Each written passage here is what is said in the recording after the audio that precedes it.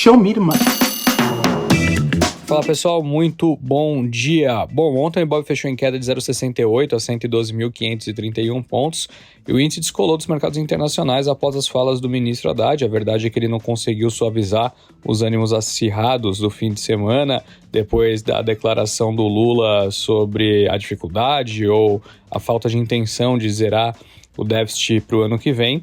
E com isso nós vimos, por exemplo, além da Bolsa, descolando no mercado internacional, o dólar encerrando em alta de 0,67 a R$ 5,05, enquanto o DXY caiu 0,42. Enquanto isso, o petróleo caiu 3% no dia, com investidores ponderando até que ponto a guerra no Oriente Médio representa um risco para o mercado de commodity.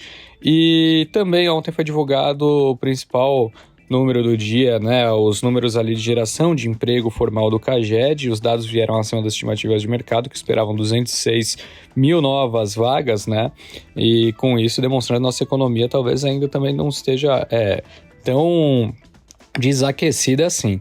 Sobre a abertura, os índices futuros de Nova York operam até que positivamente, para mesmo assim provavelmente encerrar o mês de outubro no campo negativo, às vésperas da super quarta, quando amanhã a gente terá, portanto, as divulgações de políticas monetárias tanto no Brasil quanto nos Estados Unidos, e não deve ter muita surpresa nessas duas em questão. Olhando para os números, então, de abertura, futuros de Nova York, Dow Jones, S&P, Nasdaq subindo 0,42, 0,25 e 0,13, enquanto isso, nas commodities, o Brent recupera um pouquinho da queda de ontem, subindo 0,6. Ao mesmo tempo, o minério de ferro lá em Dalian continuou avançando, alta de 0,34 a $122,81, embora tenha caído 2,38 em Singapura, o contrato futuro. E as criptos recuando também, o Bitcoin caindo 0,31, o Ethereum 0,81, o Ethereum conseguiu voltar a negociar acima dos $1.800.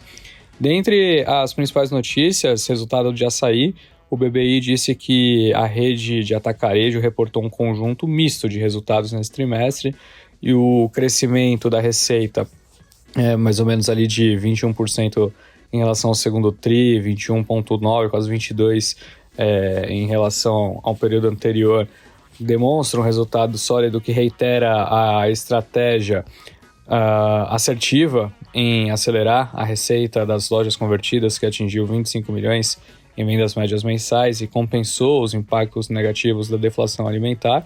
E além disso, as margens brutas e EBITDA estáveis mostram uma execução consistente apesar de uma implantação agressiva de novas lojas. Contudo, a alavancagem do açaí continua sendo motivo de preocupação para a tese. A empresa queimou mais de 1 bi nesse trimestre, apesar de quase 100 milhões em geração adicional de EBITDA, impactada pela dinâmica do capital de giro, pagamentos relacionados à aquisição de hipermercados e financiamento de fornecedores, o que acabou aumentando a alavancagem. Por enquanto, eles continuam com a recomendação de outperformer, como se fosse compra, preço-alvo em R$17. A Ambev também divulgou seus números. Na visão da Goldman Sachs, a rentabilidade surpreendeu positivamente, a margem EBITDA consolidada também com crescimento importante, mas a disciplina de preços, o ticket da Cerveja Brasil crescendo ali, por exemplo, 1,1%, veio às custas de uma participação de mercado provavelmente menor, com volumes contraindo ali pouco mais de 1% no comparativo anual, enquanto a Heineken apresentou um crescimento de um dígito alto, provavelmente devido ao seu portfólio principal. Então é um cenário meio incerto, eles continuam com uma recomendação ali de venda, com o crescimento persistentemente aquém da inflação, e o valuation que precisa de mais ajustes para baixo até que eles passem a se considerar construtivos ao nome.